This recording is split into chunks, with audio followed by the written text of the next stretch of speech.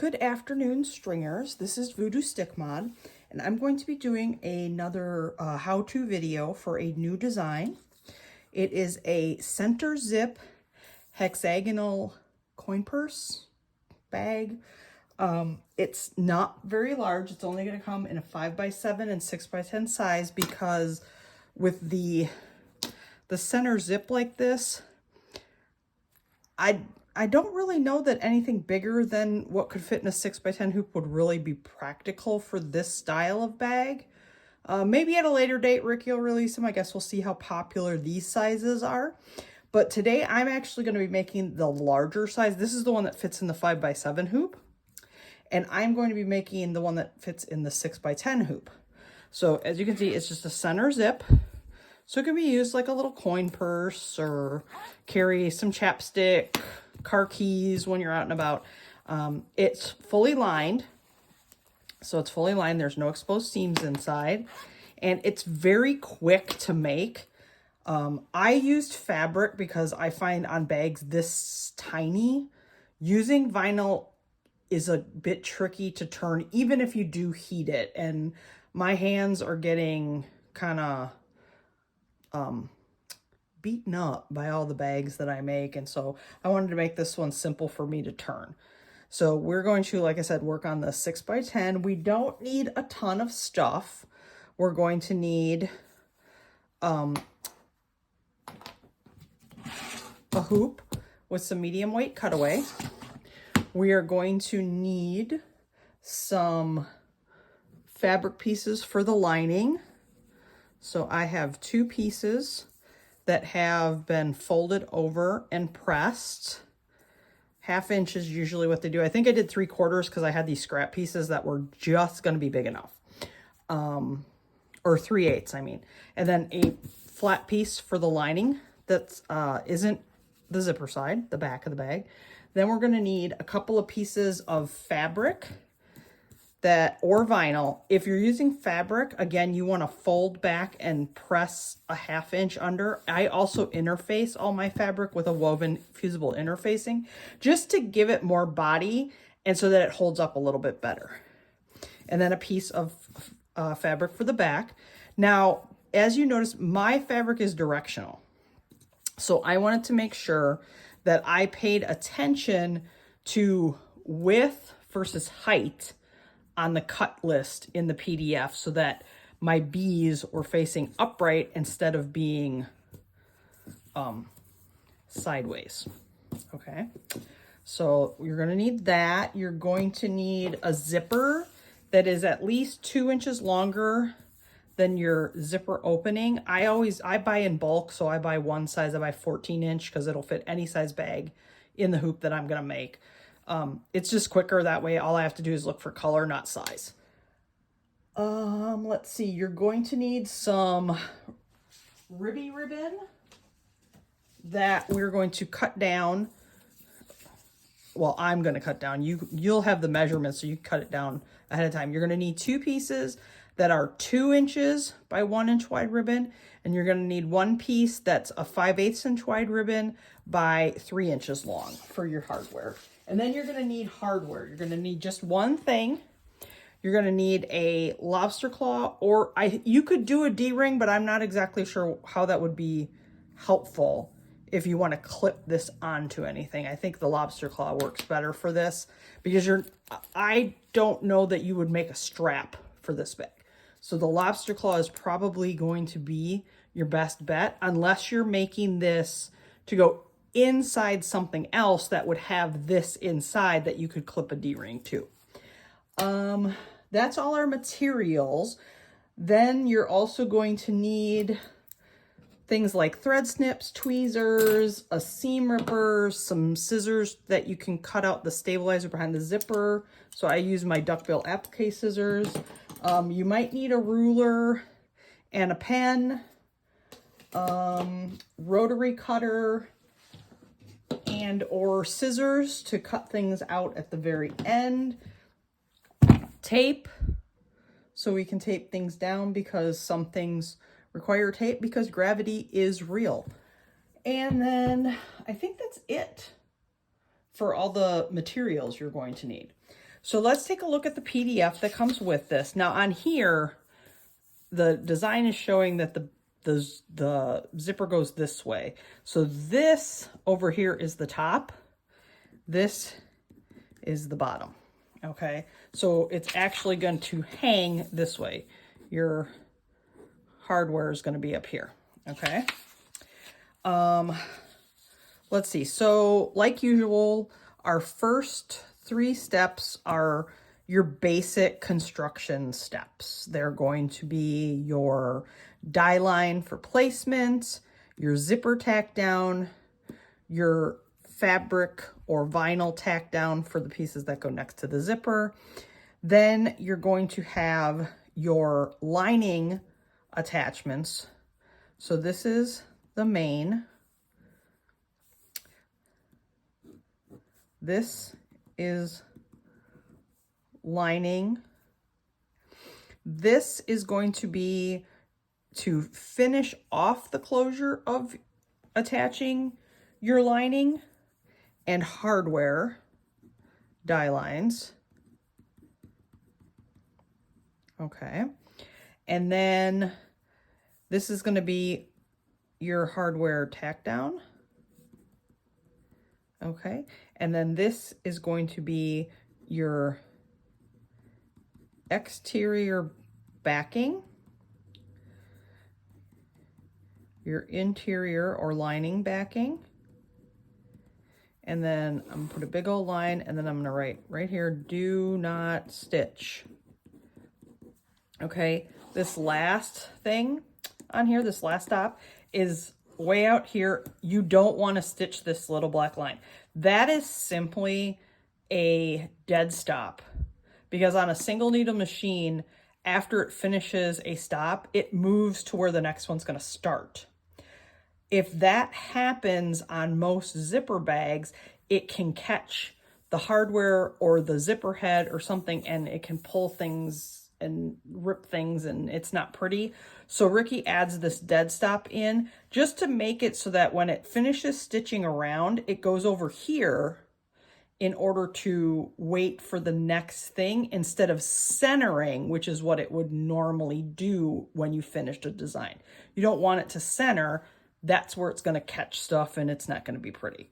So this just forces the needle to stay on the outside of things so you can take the hoop off safely without messing up what you just did.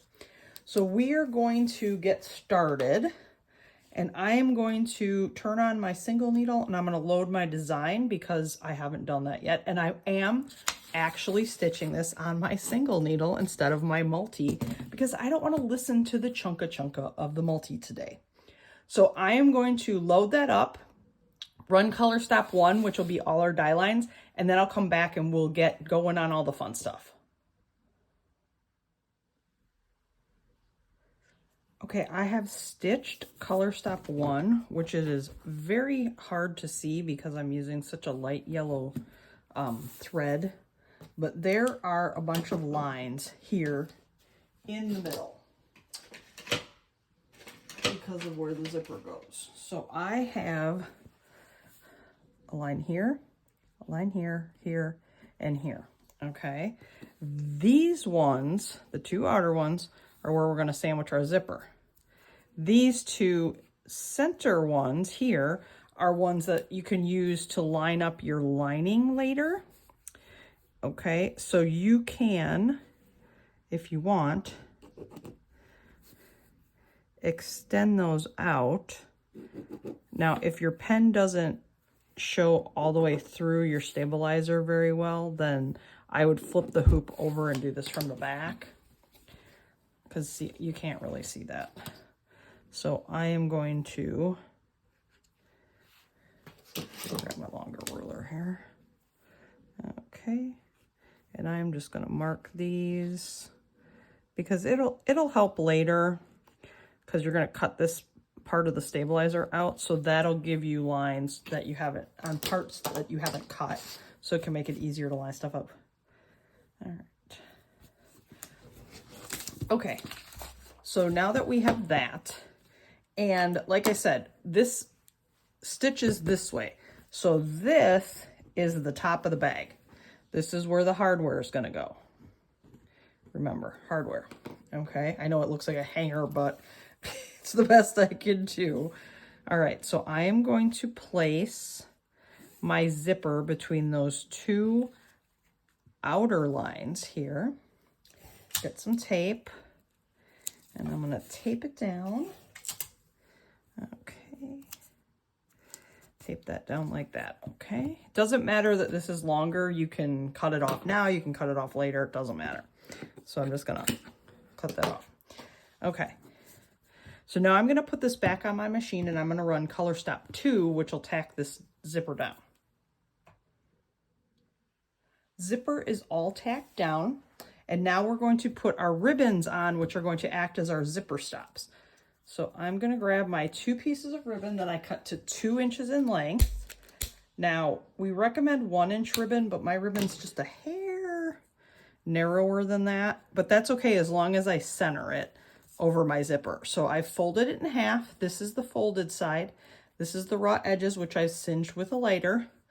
I'm going to put it so that it's about half past this die line, half hanging out. Okay, and then I'm going to just pull that up, tape that down. And now I'm going to repeat this procedure for the top part over here. So I want to go about half of the ribbon in, half of it out, and tape that down. Now I want to grab my exterior pieces that, again, I've fused woven interfacing to this to give my fabric a little more body, and then I folded it under on the long edge, one long edge, about a 1/2 inch, so I have a nice clean edge to put up against my zipper. And I'm just checking to make sure that my fabric is covering all of my die lines. And then I'm going to tape it down so that it doesn't shift while we're stitching. Okay, and then I'm going to grab my other piece like that, and I'm going to put it down.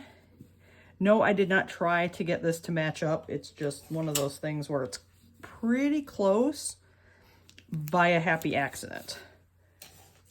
So I am going to stitch or tape this down so it doesn't shift, making sure those folded edges are nice and snug against that zipper.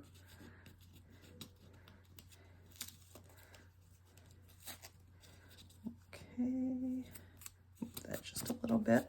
All right, so that's all secure. So now I'm going to put this back on the machine, and I'm going to run color stop 3, which is going to tack down one side and most of the way up the other side. Now it stops short over here so that we can move our zipper head before we finish tacking it down, so we can get it past the ribbon without having to really push and fight with it. So color stop 3, and then we'll come back and do more stuff.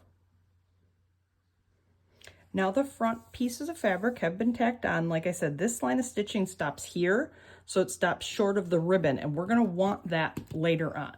So I'm going to flip my hoop open because now we need to remove the stabilizer from behind the zipper so that we don't have to do it after the bag is all sewn together. So I'm just going to, that's why I put these little extra, drew these lines longer. I'm going to put my seam ripper in here. I do this from the back. I'll show you how Ricky does it because it's probably safer for most people. She opens this up, okay, which is another reason we want this to be open.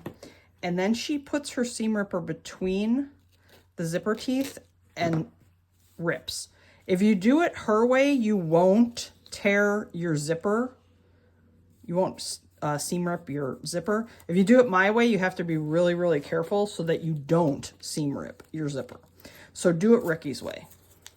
I'm a little bit of a wild child, so I'm surprised she lets me make these videos. So anyway, we've seam ripped between the teeth. I've closed this back up because now I can flip this over, and I'm just going to stick my applique scissors in here, and I'm going to cut just outside of that internal zipper teeth box that it's stitched. So kind of in between those lines. I want to get enough that it's not causing issues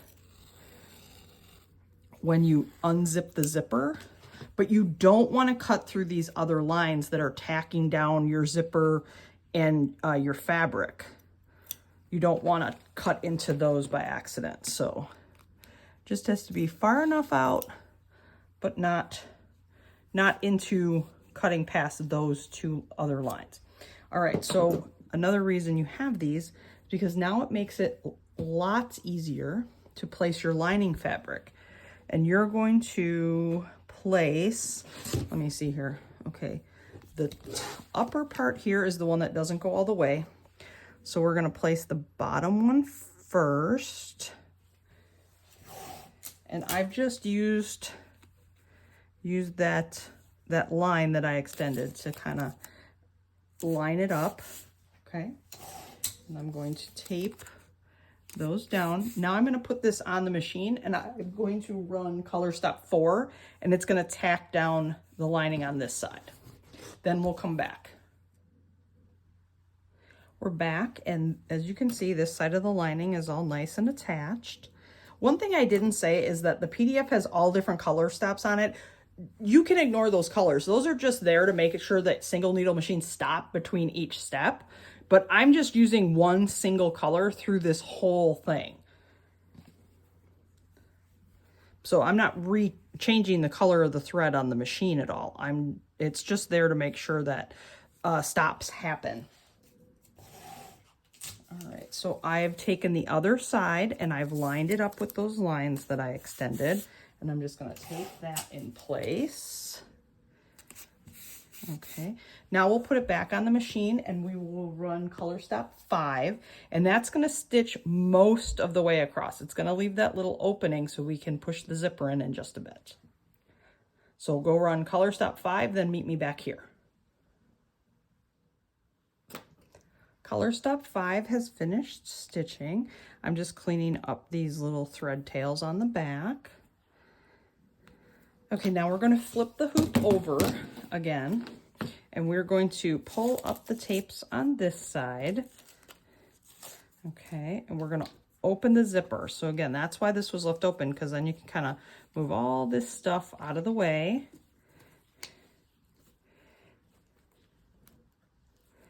Oh, come on. There we go.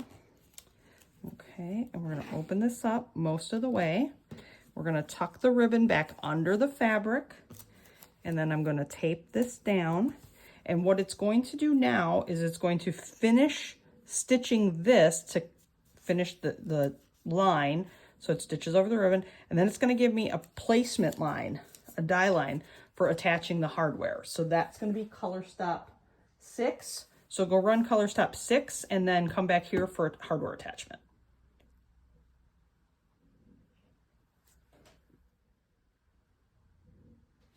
Okay, the stitch line has been finished, and there's a tack line that runs right here, right across the front top here for a die line, I mean, for adding the hardware. So I'm just flipping this over because I like to clean up my thread tails in between each step. That way I don't have a big mess back here when I come back later. So we're going to move this tape out of the way. I'm going to grab my hardware and my ribbon, and then I'm going to show you where to attach it.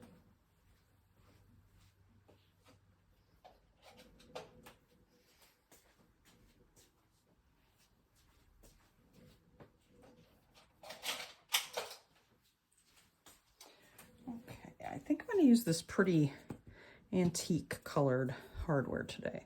So I'm just going to slip that through, and then once again, I'm just going to cinch the ends of the ribbon just to make sure they don't fray. And now we're going to put this in. We want it to be far enough in. So I like to go about a half inch in. Raw edges are out here, and I'm just eyeballing it to make sure that the ribbon is centered, because my ribbon is a little bit wider than the die line. So I'm just eyeballing that. Tape the raw edge down, and then I'm going to tape my hardware so it doesn't bump around and get caught in needles or anything like that. So now we're going to put this back on the machine. We're going to run color stop 7, which is going to tack this in place.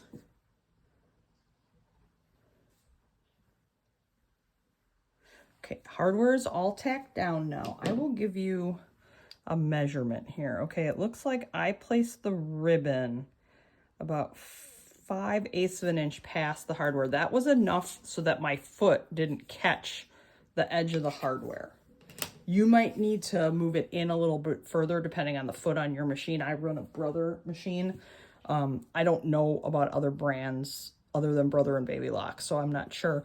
But if you're concerned, scooch it in more like an inch in, and that should be fine. So now that we've tacked that in, the next thing it's going to do is it's going to add what will be the back of the outside of the bag. So I'm just taking all these outside tapes off, and I'm going to grab my fabric piece that I interface, and I'm going to make sure that my B's, because I have a directional print, are going the correct direction. So remember, this is the top of the bag, and I'm going to lay it on here, making sure that everything is covered up. And then I'm just going to tape down my corners here.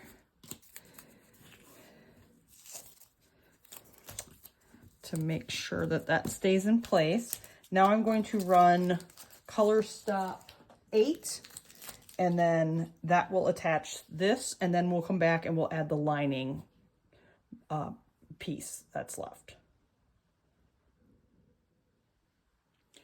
That's all attached. So now we're going to flip the hoop over again. I'm going to trim up any tails that I don't like hanging out here. Okay. Now we need to add our lining back piece. Okay. And so I need to pull. You can leave these and just use more tape.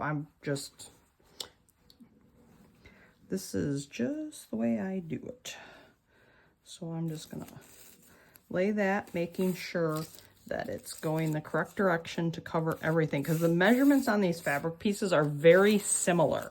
They're like different by like 1/2 of an inch. So you probably,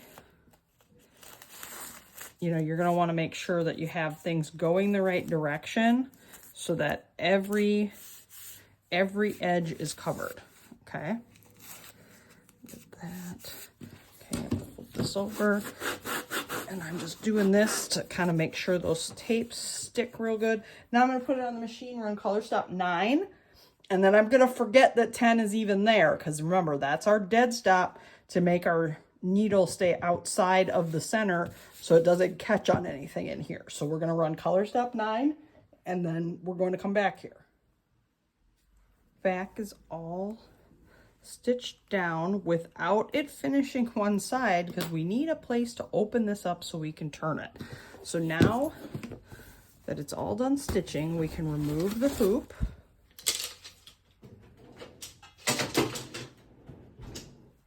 And now we can, I'm going to flip this over and pull this tape off. And I am going to, I'm just cutting some of this stabilizer away just to make it easier over here. And now I need to, actually, you don't even have to. You just have to make sure that when you cut this side, you're cutting about 1/2 inch or so away from the edge. Okay, so you don't want to be right up against the edge. Now I'm going to trim around the other sides, and you can use a rotary cutter and a ruler. I'm just going to use scissors because this is all fabric, so it'll be easy enough. Now, one thing I want to do though is I want to go on the front here. I'm going to skip that side. I'm going to come over here and I'm just going to trim this, staying about 1/8 of an inch, a little more away from the edges. Okay. And I'll explain in a second why I left that side, okay? When I flip it over. Okay, that side has the hardware. Now, I don't like to cut my hardware ribbon super short because then I have issues sometimes if it's too short. Sometimes the ribbon, if it's not super great quality, it'll fray and the hardware will pull out. So I just like to cut this part off where I can pull the ribbon and the front out of the way. Then I'll flip it over and I'll go back and trim that other piece of fabric off. Okay.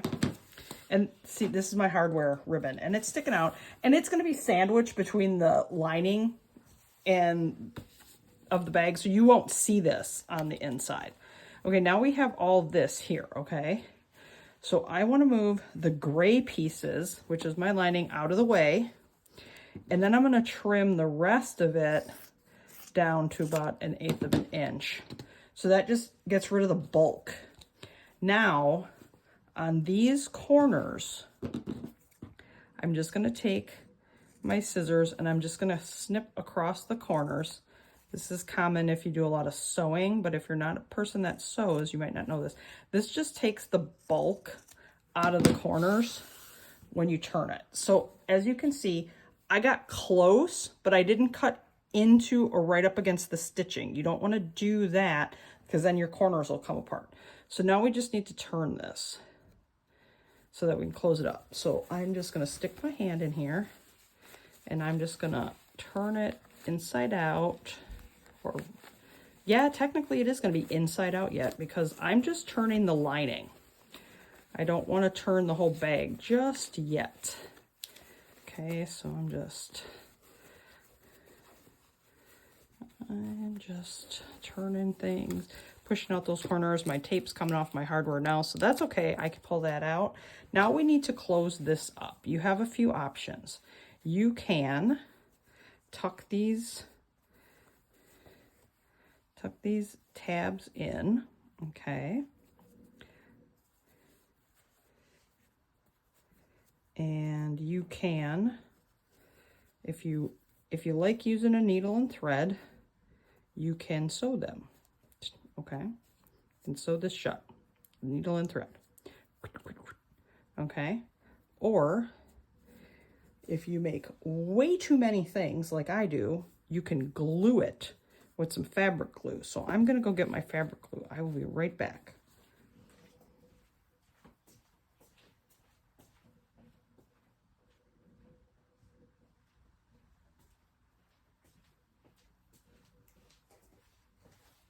I forgot I left this in the other room. Okay, so this is just fabric glue. I got it at one of the big name stores. Doesn't have to be anything special. Okay, now I'm gonna tuck in this edge and then I just run a line of glue right along the fold there. And then I'm just gonna take the other side and push it together. Doesn't have to be perfect. Doesn't have to be super pretty. Trust me, I have never had a customer inspect the inside of my bag in a way that would have me concerned about that. So, all right, so that's glued. I use the glue I use. It's pretty fast acting.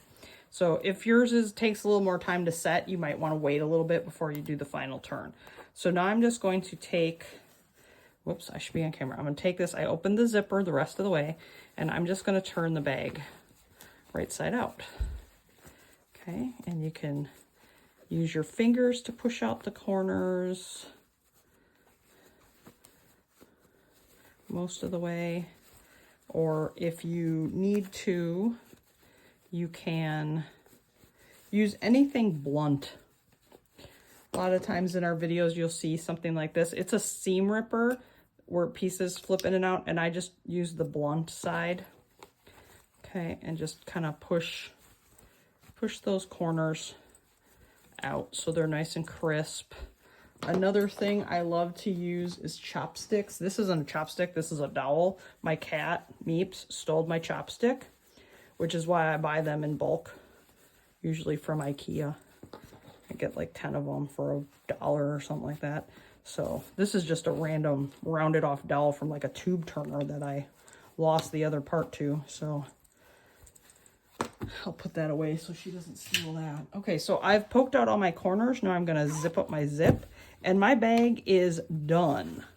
Now you can obviously go to your ironing board if it's fabric and give it a press, but all in all, it's finished. So that is your hex, fully lined vertical zip hex bag. That's the 6x10. This is the 5x7 size.